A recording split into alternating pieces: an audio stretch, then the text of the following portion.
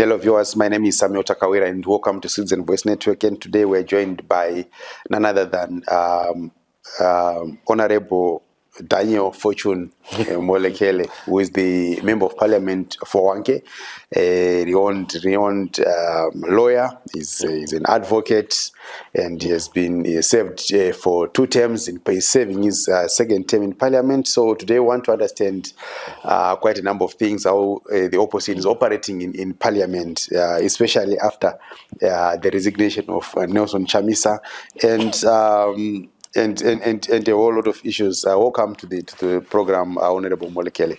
Thank you, Samuel. Thank you for hosting me. Yes, and I know people. There's no reason for you to introduce yourself. This is not your first time here. We have hosted you, I think, on numerous occasions. So diving straight into it, Honorable Molokele, you have been in Parliament for 2 terms, and both terms have been disrupted by recalls. How is this instability affected the opposition's participation and effectiveness in Parliament? Yeah, I think the most important thing is to understand that these recalls are not necessarily an internal process.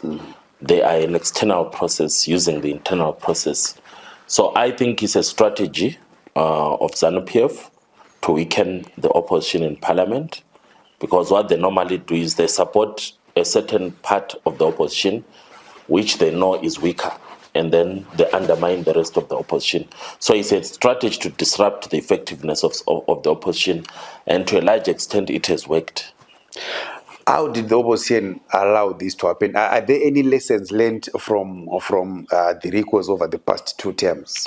In the 9th Parliament, people said the opposition scored an own goal dating back to 2016, when the late Morgan Tsvangirai appointed the 2 vice presidents, and they said the opposition scored an own goal by violating its own constitution, and so ZANU-PF used that as a loophole to do what we call the Supreme Court judgment of March 2020, that then allowed the disruption, the recalls that happened, and the factionalization in Parliament.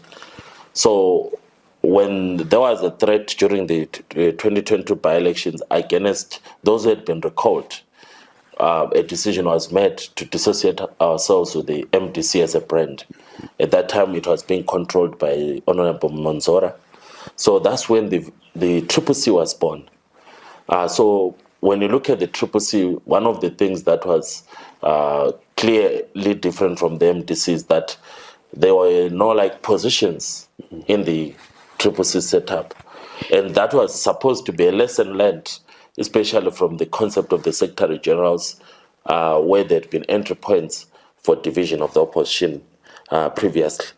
So, but what we have now seen in the 10th Parliament is that despite the fact that the CCC said there is no Secretary General, it did not stop ZANU-PF from creating a Secretary General outside the CCC and endorsing that Secretary General up to today, and causing the same disruption that we saw in the 9th Parliament. So what I can tell people is that whatever the opposition will come up with, they must not forget that ZANU-PF is also waiting to come up with a counter strategy, because the principle is not that the opposition is deliberately splitting and fighting. The principle is that ZANU-PF is looking for loopholes, and in their desperation, they can even create a Secretary General, and then nullifying the previous lesson learned that Secretary Generals can be used as loopholes. But there was no Secretary General, but Sengezo Chabang came from nowhere, and ZANU-PF supports him, and the whole parliamentary leadership and the judiciary supports him. So he's not from the CCC, he's not from the people, but there is. Yeah, I didn't want us to touch on this subject, but I felt maybe we can. I can ask a question with regards to Chabang. You are from Matabeleland, and I think you do meetings. I don't know. Yes. You do meetings. Was Chabang in the picture before? What I can tell the people of Zimbabwe is that on the actual day of the nomination for the Matabele North Province, we're at Lupane there, the Magistrate Court. Chabang was there. He was trying to register himself and 1 or 2 other colleagues as fake CCC candidates. So I was one of the parliamentarians who confronted him in front of the provincial election officer, Magistrate Spanda, together with Honorable Prince Tobacco Spanda from Binga.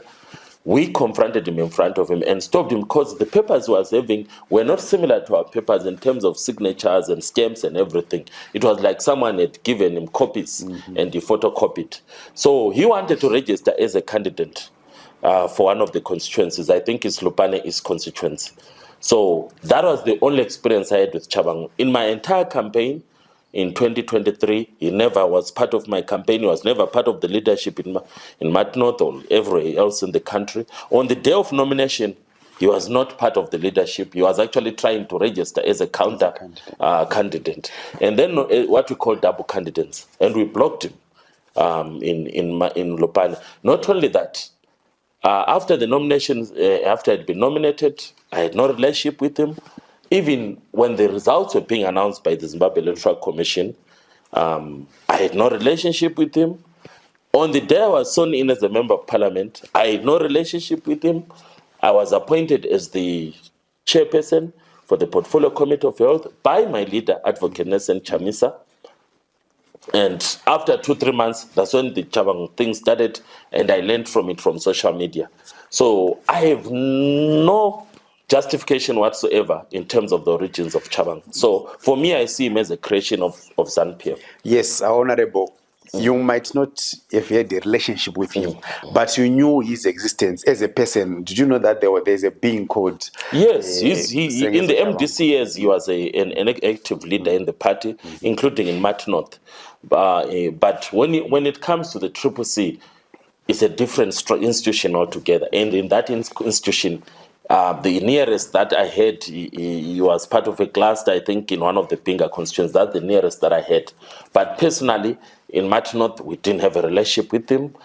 Even on the nomination day, he was not part of the setup.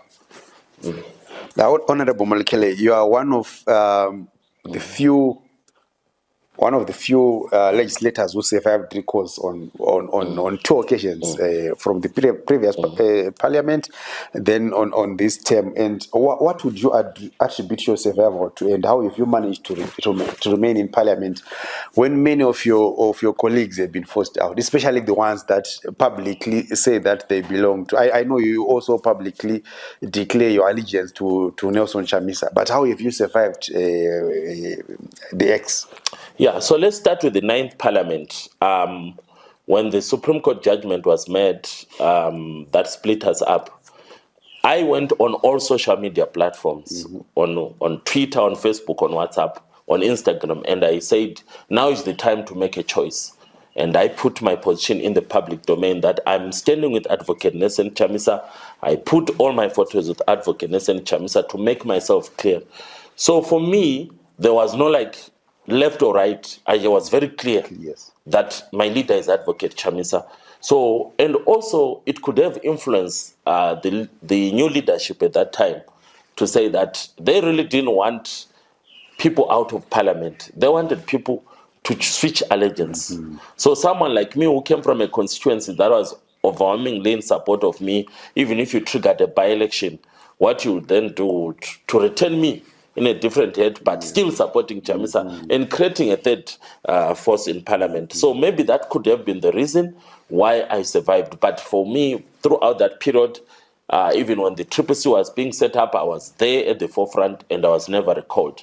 Then under this parliament, I also had people being recalled. It was also a surprise for me. What method they used to recall people, I don't know. But just like in the 9th Parliament, in this 10th Parliament, I have gone out of the public and put myself right on the rooftop and shouted that my leader is Advocate Nelson Chamisa. I could be recalled later, but for now, what has happened is for more than 1.5 years, my appointment as chairperson of the Portfolio Committee for Health was reversed. So I was removed as part of the punishment. Like in football, maybe it's a yellow card before the red card. But I was unilaterally removed. No one came to me to explain why. I was just removed. So my assumption is because I openly supported Advocate Nelson Chamisa. And to this day, I do not have a relationship with Sengezo Chabangu. I have no relationship with the leadership that he created. I do not recognize it. So in law, we have what we call the de jure leadership and the de facto leadership. So because the Parliament of Zimbabwe hierarchy recognizes the leadership that is there for procedural functionality, you then work with them for purpose of Parliament. If they tell you this is your chief whip, that's what you do. But in terms of caucus, in terms of who you identify with, you do not necessarily support them. So that's how the setup is. I am very clear, even right now in Parliament, that which caucus I identify with and which leader I identify with.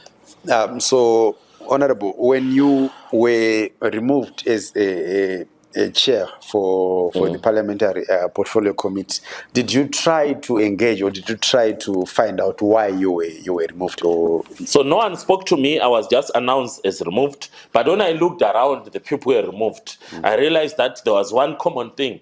The people were removed were people who were openly associating with Advocate Chamisa. So I said, it happened. Remember, in the 9th Parliament, I was also removed as a punishment. We forgot to mention that I was removed as the chairperson for the Portfolio Committee for Higher and Tertiary Education. So for me, it was like, it is happening again. Wow. Lightning is striking. Yeah. So I took it on my chin. It was really sad for the portfolio committee, but I accepted it because I'd already experienced it in the previous Parliament. So I never followed up anyone up to today. No one has ever engaged me up to this day. So I accept it as part of the political punishment for not recognizing the de facto leadership. But Advocate, Honorable, you said you have openly pledged your allegiance or your support towards Advocate Nelson Chamisa, but he has since resigned from the Triple C. And where does this leave you now? Yeah. So when Advocate Chamisa resigned, he never spoke to me or to anyone else in advance. And I was privileged to have a one-on-one meeting with him on the 14th of February, 2024.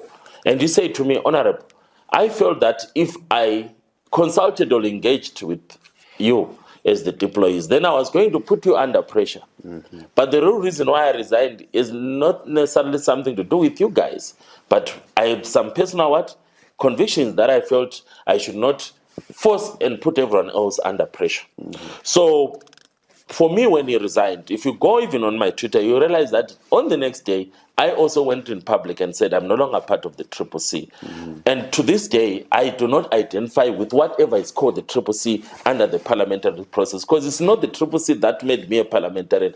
It's But a you are new still one. in, but So in because Parliament, you are recognized as Triple C. because the parliament, just like in the previous system, the entire 5 years, I was recognized as an MDC. Because the moment you cease to belong to Triple C, you are no longer Let's take you back to the constitutional framework. you are no longer a legislator. Let's take you back to the constitutional framework. We use Section 129 in the constitution of the country. There is no longer a concept called floor crossing, where if you switch allegiance, you actually cross to another party. So what they do now, they have what we call the recall clause, where the party that you were elected under then goes to the speaker and says, this parliamentarian is no longer a member of this party.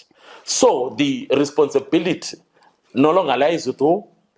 With the individual who has left the party. It lies with the party. So for various reasons, they will decide not to recall you, like we explained in the 9th Parliament. That is, okay, if we have a by-election, we'll have another person. Look at the Political Parties Finance Act, for example. Do you know that they do the head count of MPs? So if you do a by-election, you actually reduce the amount allocated to you. And you also increase the voice of an alternative caucus in the parliament. So this is where we are. But just to be very clear with the public of Zimbabwe that we did some consultations with some of the key stakeholders in Wange during that decisive week. And the recommendation was that I have to resign in solidarity with the president. And I did a public statement to explain that position. But parliament was still closed. So Wange is 800 kilometers away from Harare. So the week that parliament opened, that's the week I managed to get an appointment with the president and to meet him one-on-one and to explain to him that the consultation that I've done is advising me to what? To resign from parliament in solidarity. And also, I also agree with the recommendation. So from the meeting, my assumption was that I was going to parliament to submit my resignation letter. And I also explained to my leader that since it's been 6 years since I was separated from my family, because Zimbabweans don't know that I actually spent 14 years in South Africa, and I was asked to come back to become a parliamentarian. So my family does not live in Zimbabwe. So my family thought it was an opportunity for me to go back. So I said to the president, the moment I resign from parliament, I'm actually leaving the country. I will try to be useful to the struggle, but not in what? In Zimbabwe. And at that time, my family was in transition. My daughter was still in the UK, but my wife was leaving South Africa, going to the US, and my daughter was supposed to join her later in there. So my wife was clear that it's time for you to what? To pack your bags and join me in the United States. So I said to the president, I will be redeployed and serve the people of Zimbabwe from the diaspora. And then the president felt it wasn't a good decision in the broader issues, because he said parliament is an issue, is a separate issue, but the broader democratic struggle needs you. So for now, you would rather remain in parliament while we try to decide how do we move forward in terms of the broader democratic struggle. So the advice then I got from my leader was that for now you should not resign. Wait until we have a clear picture on how we're moving forward, because parliament is an instrument towards the democratization of the country. It is not the only zone of struggle for this for a new Zimbabwe. So the political movement itself needed to start afresh. And one of the key issues that has happened is both in the 9th parliament and in the 10th parliament, when these divisions started, what they do is to weaken the political movement. So we lose leaders. Some leaders get discredited, who we used to acknowledge. So when we are rebuilding the new movement, we start afresh. So the idea was then to say we retain some of the leaders. And I was willing to go and join my family in the United States, where they are up to today. Both my daughter and my wife are in the United States. And I can go to the United States today. But in the context of the advice I got from my leader, for now, I'm continuing to support the struggle here in Zimbabwe and to play my part. And in the new movement that is going to be formed, we'll see what role I'll play. Are you hinting that there will be a new movement that will be formed? I think I don't need to hint. The president has done public interviews to say that as far as he's concerned, the direction he feels we need to go is to form a new political movement. He has done even with ZFM, with Miss Red, to say that from now he thinks the direction we should go is not to form a new political party, but is to form a new political movement to address the broader issues around the democratization of this country. Because elections as a concept at this moment in time, they are officially discredited. Because remember, Zimbabwe is the only country in the history of SADC that has conducted an election that has not met the minimum guidelines. So whatever we call elections in 2023, SADC condemned that. So it's like someone who says, I graduated, but they graduated with a youth grade. So Zimbabwe conducted an election that the countries who are members of SADC never recognized, and it's an official position of SADC up to today that Zimbabwe did not conduct an election that meets the minimum guidelines for the SADC bloc.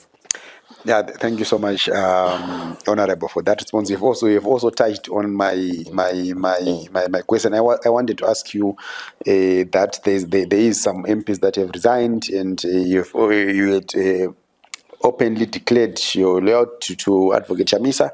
So why did you decide to remain in Parliament instead of stepping down? I think you've touched on that. But Honorable, some the argument that many MPs and councillors do spend a significant amount of money during election campaigns, and therefore staying in Parliament is a way of recouping these funds. How do you respond to such allegations?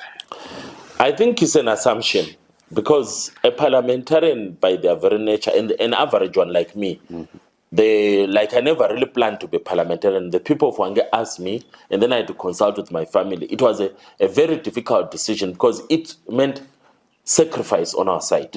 So with the political party that we're involved in the 2018 campaign, my family invested at least $35,000 for that campaign. In this 2023 campaign that we've just had, at least $25,000. But my understanding was that this is part of my contribution to a new Zimbabwe. So I wasn't like doing it as a transaction to say I want profit, because my last job before I became a parliamentarian, I was earning at least $6,000 a month. Currently, as an MP, I earn less than $500 as a month. So because of my career trajectory, I could be earning maybe 10,000 US dollars or more per month right now. So for me, coming back to Zimbabwe, it was more of a national duty, a national service, at the expense of my wife, at the expense of my daughter. So at the end of the day, when you are in Zimbabwe, you are not able to contribute economically to the welfare of the family. So that affects our welfare as a family. So my wife and daughter are actually contributing for a better Zimbabwe. Whatever monies that they get from the businesses that we have and other investments that we have and the jobs that we have, we are also subsidizing the struggle. So I wouldn't say for an average MP, they did it so that they get recouped. Maybe there are some few cases, but these are the kind of people say they want to serve the people of Zimbabwe and they want a new Zimbabwe, and that's what motivates them and drives them. But an outsider will say, no, they want to get the benefits. But if someone takes a closer look and say, okay, Honorable Molokele, what was your lifestyle like before you left South Africa? Which house did you stay at in South Africa? Where are you staying at in Wange? Which car did you drive in South Africa? What are you driving today? What kind of lifestyle did you have in South Africa? Anyone who knows me from South Africa will see that I actually downgraded radically. So I'm actually looking at myself and I'm like, okay, if we are to move forward, because there are millions of Zimbabweans in South Africa that are stranded, and we know that we have overstayed our welcome. So if there is an opportunity to serve the country, Zimbabwe is not poor. We need leadership change so that Zimbabweans stop going to South Africa and other neighboring countries and being a burden to them. So I am a leader from a previous dispensation. Some of you are not aware, but I'm a leader from the University of Zimbabwe, yes. The ZINASU years and also the MDC were some of the student leaders. When the MDC was being formed, I was one of the ZINASU leaders with the late Len Mojongwe and others. So what I'm saying is, we felt, even with my wife at that time, to say that we want to contribute to the national solution. And if there's an opportunity to serve, then we will serve.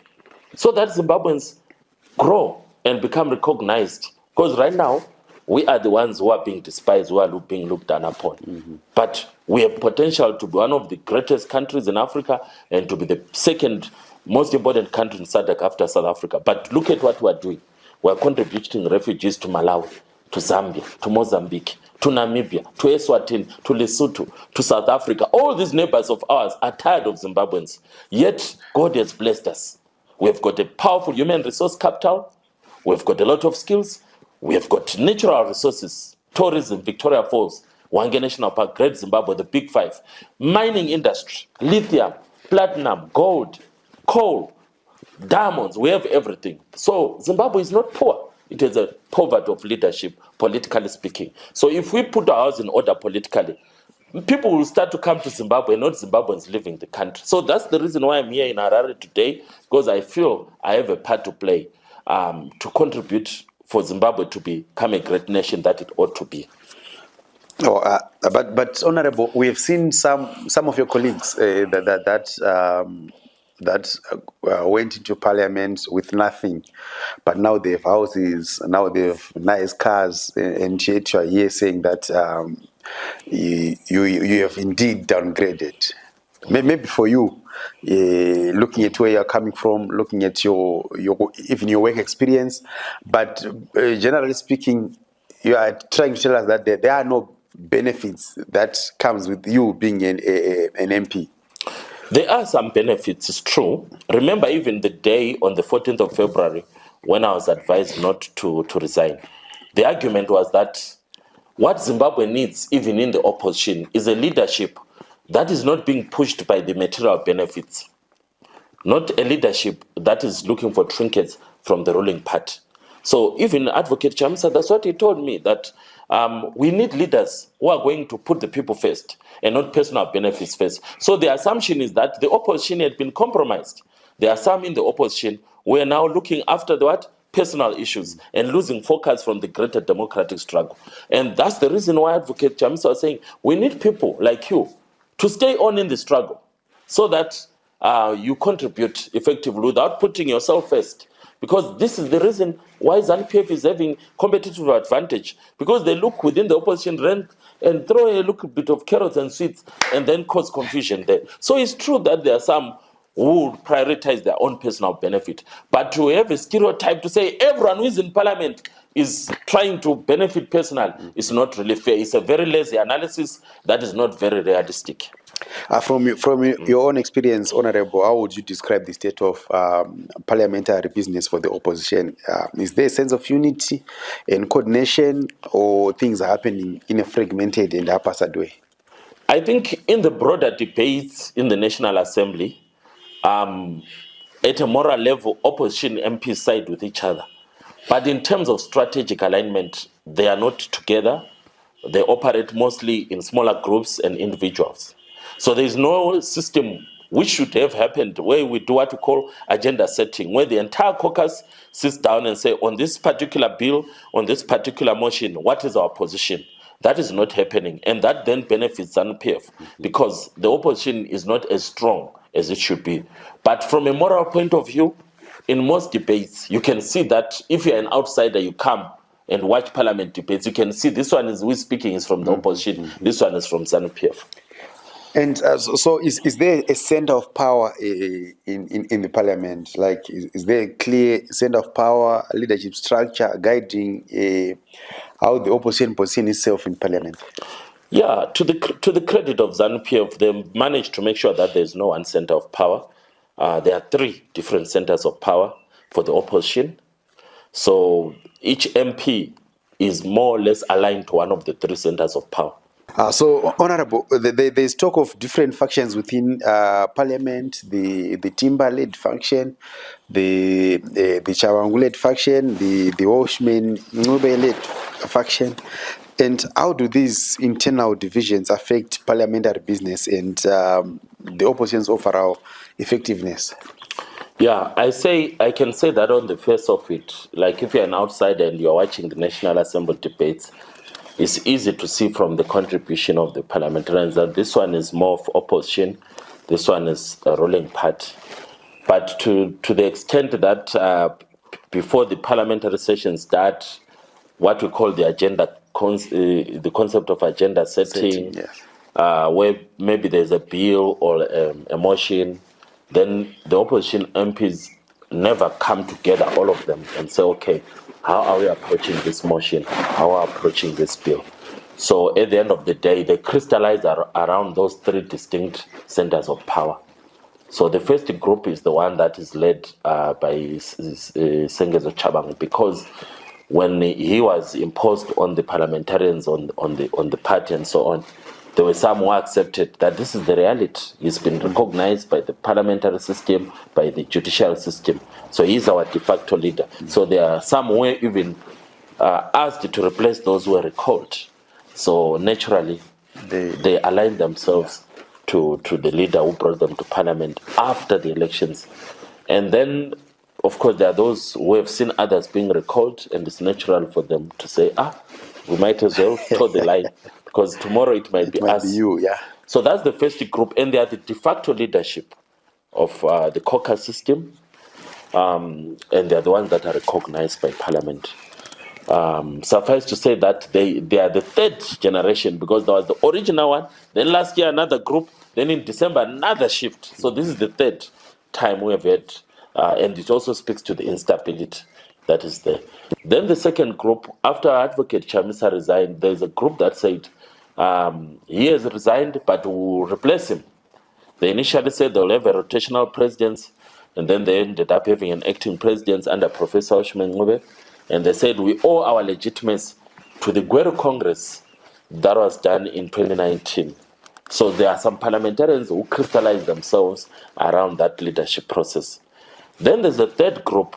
A week after Advocate Chamisa resigned from TPC, there was a big meeting where members of what we call the National Citizen Assembly, which is the highest decision-making body of the original TPC, met in Harare. And in that meeting, they then agreed that they continue to recognize Advocate Chamisa as the leader of the broader democratic struggle. And the analysis was that, just like the MDC before it, the TPC was only important to the extent that it was a vehicle for the struggle, but it was not the struggle itself. So obviously there was a need for a new vehicle. So in the meantime, while Advocate Nelson Chamisa was still consulting on the way forward, they then said they will remain together and continue to recognize him as the leader. But because he was no longer associated with the TPC as a brand, within ourselves, we agreed that in each province there must be a person to be nominated to represent the rest of the leadership. And then we also elected Senator Jameson Timber to be what we call the chief administrator. So it was that National Citizen Assembly that then said, the question of the deployees who have not yet been recalled, what do we do? And they had a resolution to say that those in local government, those in parliament remain there until further notice. So there is a standing resolution to say stay there because this is a zone of the struggle, this is a zone of autonomy, let's continue to defend it while waiting for the new movement. So that's the position. So within the parliamentary system, I belong to that third group that continues to say Advocate Nelson Chamisa is the moral leader of the struggle for Zimbabwe. Then Jameson Timber, Honorable Timber, is like a regent, he's a transitional leader. He is not replacing Advocate Chamisa. He is representing the people who continue to recognize Advocate Nelson Chamisa through the National Citizen Assembly. So those parliamentarians, if you ask them, where do they account themselves to? Then they account themselves through what? The National Citizen Assembly, through Senator Jameson Timber's leadership. Honorable, yes, the funds under the Political Party Finance Act, have they been disbursed? And if so, who have they been disbursed to? I honestly have no idea if they've been disbursed or not. But from what I have read in the media, the Minister of Justice, I think the Minister of Justice and Parliamentary Affairs has said that up to now there has not been any disbursement because of the confusion. But remember that there are court cases that are still in motion. So the position was that until there's clarity, for now, there are not disbursements to the opposition. So maybe that could be the position. But since I'm not really in the leadership and so on, I wouldn't confirm authoritatively. And as we are about to wrap up, Honorable, looking ahead to the 2028 elections, if they do happen, what are the prospects of these three different formations, three different CCC formations coming together for United Front? At the moment, it's actually looking like it's impossible because of the different strong views. But as we have learned in the history of this country, by the time we got to 2018 with the MDC Alliance, and guess the late Morgan Tsvangirai was working with who? Professor Oshman Ngobe was working with who? Honorable Tendai Bit. Yeah. But in previous years, people had said never, never, never. So from that lesson, you can never say never. But as things stand, there is no prospect of working together. And then there are parliamentarians like me who have got a very strong view against the 2028 elections to say that as long as the SADC position is clear, that if you read the report, it's very clear that Zimbabwe failed to meet the standards, the minimum standards, and then there are also recommendations for what? For realignment, for electoral reform. So as long as we've not addressed these things, elections in Zimbabwe are a waste of time. And that also includes by-elections. By-elections and elections in 2028 are a waste of time. Also, I'm of the strong view that there's got to be a broader democratic movement outside parliament, consisting of all progressive Zimbabweans, concerned citizens of Zimbabwe, to say, let's fight that there be electoral reforms. Because there are people who say parliament should fight for electoral reforms, but it's because they don't understand how it's structured and the whipping system.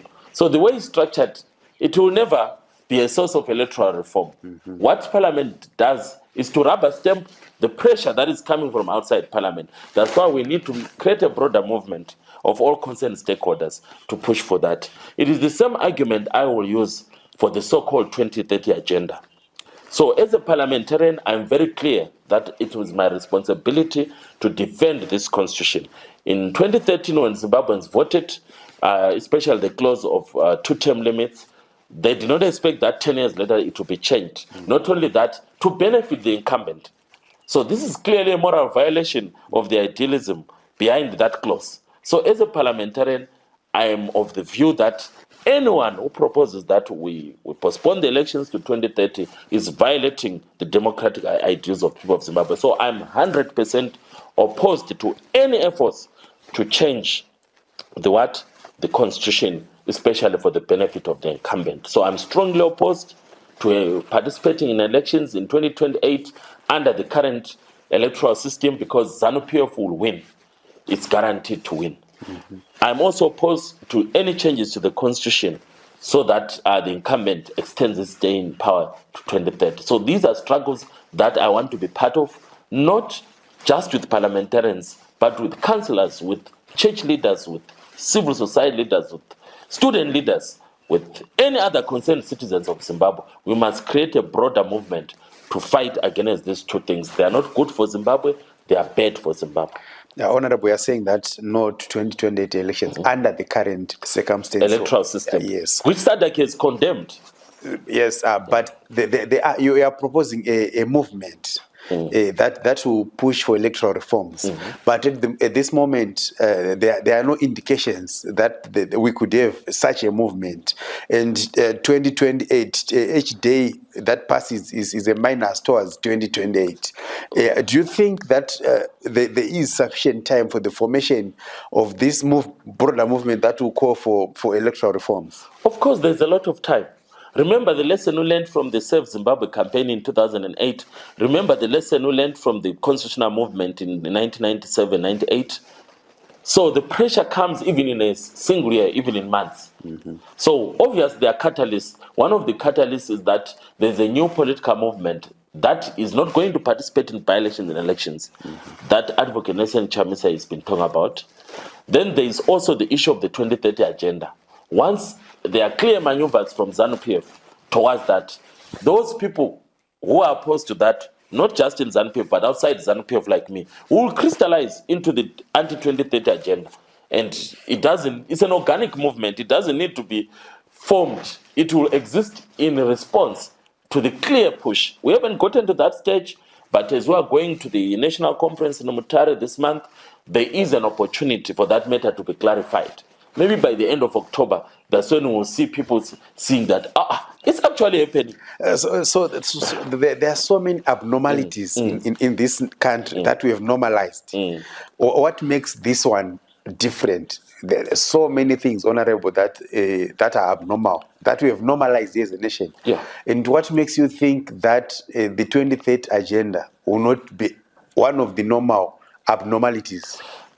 My lesson is that there are contradictions, internal contradictions, not just outside ZANU-PF, but within ZANU-PF. If you take a closer look, you will see that ZANU-PF is actually divided into two different camps.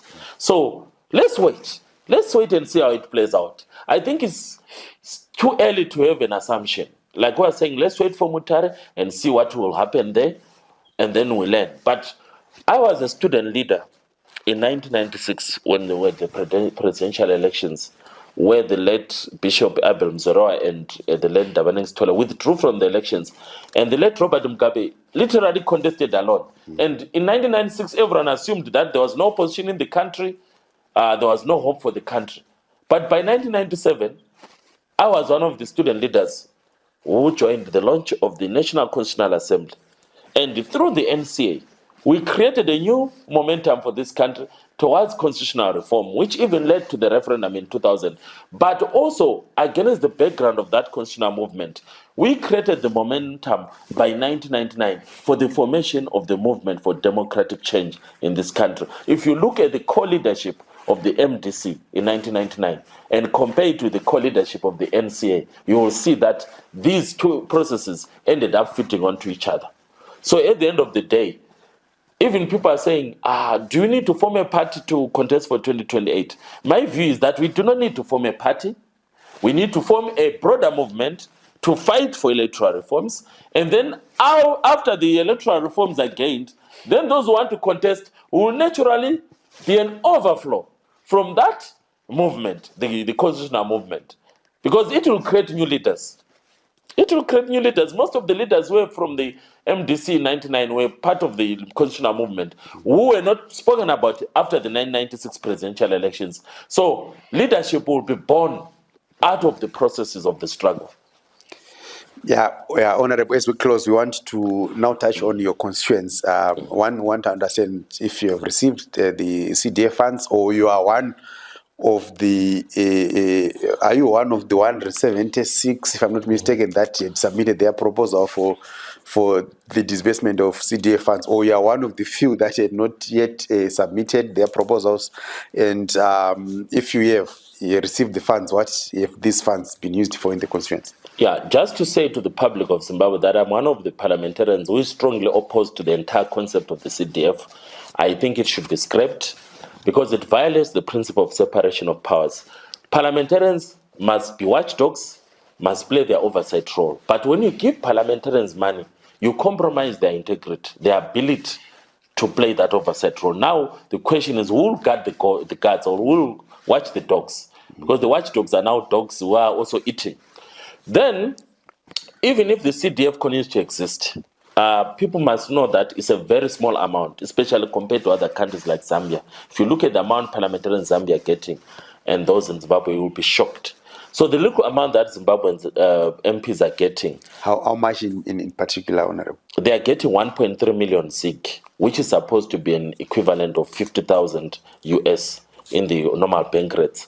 But for 2023, Parliament unilaterally scrapped that CDF because they said there was no money. It said most of the money went to the election process. So no MP got CDF for 2023.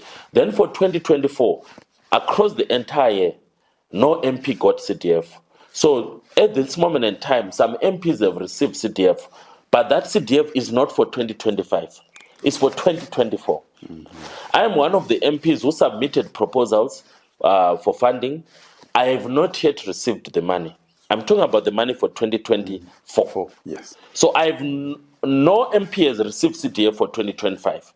So the assumption is that the MPs who have received CDF this year, they received the money for 2024. Yeah. So it means in the next budget year, that's when the 2025 CDF will come. So we're actually 2 years behind. Now we're 1 year behind. So I have not yet received any CDF, but more than half have now received. So I'm one of the last MPs who have not yet received CDF. There you have it, Zimbabweans. This was Honorable Molokele, where we're discussing parliamentary business, especially with regards to opposition legislators. And you have heard from the host mouth. Thank you so much, Honorable. We'll let you date your next meeting. Thank you so much for hosting me.